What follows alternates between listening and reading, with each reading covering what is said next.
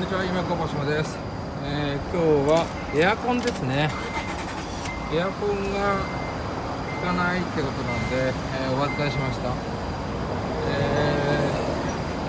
ガスは入ってます。コンプレッサーも回ります。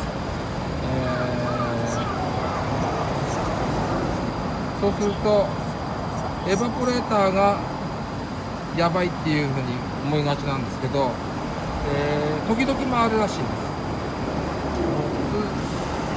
そうするとモニターの方をちょっと見てみたら、モニターに不具合がありそうな感じがいくつか出てきたんで、モニターのところで、なんか起きてるかなとか、これ点検してチェック入れてみます。